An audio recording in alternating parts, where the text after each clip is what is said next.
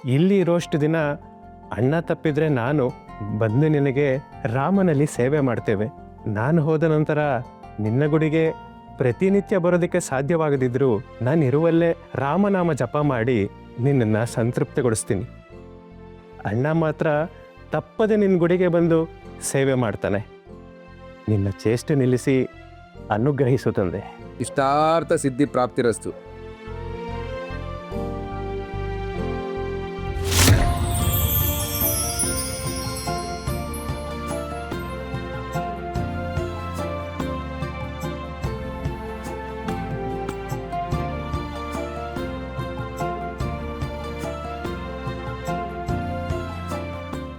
ಜೈ ಶ್ರೀರಾಮ್.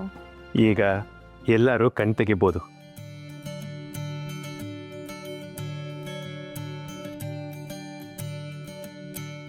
ವೆಂಕಟನಾಥ, ನನ್ನ ಕಣ್ಣು ಮುಚ್ಚಿದಾಗ ನನ್ನ ಕಣ್ಣು ಮುಂದೆ ವಿಸ್ಮಯವಾದ ಬೆಳಕು ಕಾಣಿಸ್ತು. ನನ್ನ ಕಿವಿಗಳಲ್ಲಿ ತಂಪಾದ ಗಾಳಿ ಬೀಸ್ದಂಗಾಯ್ತು. ನನ್ನ ಉಸಿರಾಟ ಪ್ರಶಾಂತವಾಗಿತ್ತು. ವೆಂಕಟನಾಥ, ನನಗೆ ಏನೋ ಒಂಥರ ಶಕ್ತಿ ಬಂದಂಗಾಯ್ತು. ರಾಧಕ್ಕ, ನಿಮಗೆ?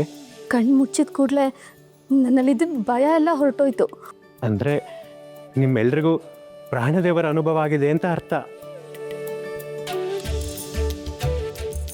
ನಿಮಗೆ ಅವನ ಅನುಭವ ಆದರೆ ನನಗೆ ಅವನ ಸಂದೇಶ ಸಿಕ್ತು. ಸಂದೇಶನಾ? ಏನಪ್ಪ ಅದು?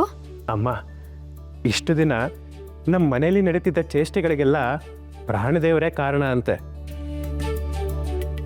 ಅದಕ್ಕೆ ನಾನು ಕಾರಣ ಕೇಳಿದೆ. ಆಗ ಪ್ರಾಣದೇವ ಹೇಳ್ದ, ಅಪ್ಪ ಇರುವಾಗ ಗುಡಿಯಲ್ಲಿ ಪ್ರತಿನಿತ್ಯವೂ ರಾಮನಾಮ ಜಪಿಸ್ತಾ ಇದ್ರಂತೆ.